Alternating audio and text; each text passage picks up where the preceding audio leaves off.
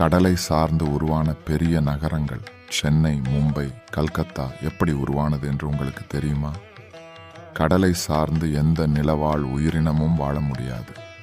அதேபோல் கடலை சார்ந்து வாழும் எந்த உயிரினமும் நிலம் சார்ந்து வாழ முடியாது. சில பறவைகளை தவிர எந்த உயிரினமும் கடல் நீரை குடித்து வாழ முடியாது, மனிதன் உட்பட. உதாரணத்திற்கு, நிலவாழ் உயிரினத்தின் ஆளுமையாக விளங்கக்கூடிய 2 உயிரினம். 1 யானை, தாவர உண்ணி. 2 சிங்கம், மாமிச உண்ணி. இவை 2ம் கடலை சார்ந்து வாழ முடியாது. நீர்நிலைகளை முழுமையாக தங்களின் கட்டுப்பாட்டில் வைத்திருக்கும் 2 உயிரினங்கள். 1 நீர், யானை, தாவர உண்ணி. 2 மாமிச உண்ணி, முதலை. இவை 2ம் கடலை சார்ந்து வாழ முடியாது. ஆறும் கடலும் சேரும் இடங்களிலிருந்து கடலுக்குள் சென்ற உயிரினம்தான் ஆமையும் நண்டும். அதனால்தான் ஆமை கடலிலும் இருக்கிறது, மற்ற ஏரி குளங்களிலும் இருக்கிறது. அன்றைய காலகட்டத்தில் மனிதர்கள் கடல் சார்ந்து வாழ்வது கடினம்.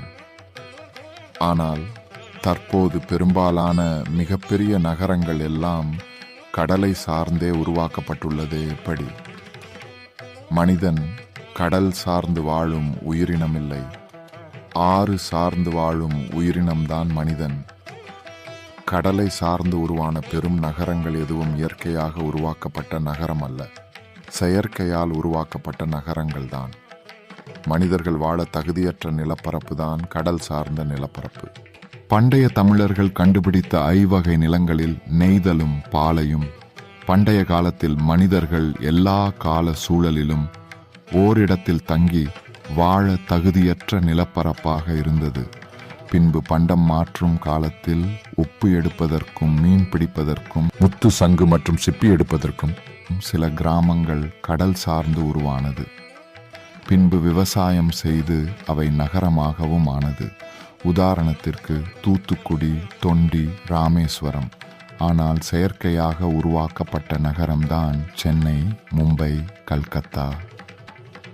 இந்த நகரங்கள் தூர தேசத்தவர்களால் பண்டைய தமிழர்களிடமிருந்து கடல் வழிகளை பயன்படுத்தி ஏமாற்றி, கொள்ளையடித்து, வழிபறித்து, பின்னர் வரி என்று ஏமாற்றி நமது வளங்களை எடுத்து செல்வதற்காக உருவாக்கப்பட்ட நகரங்கள்தான் இந்த 3 நகரங்களும்.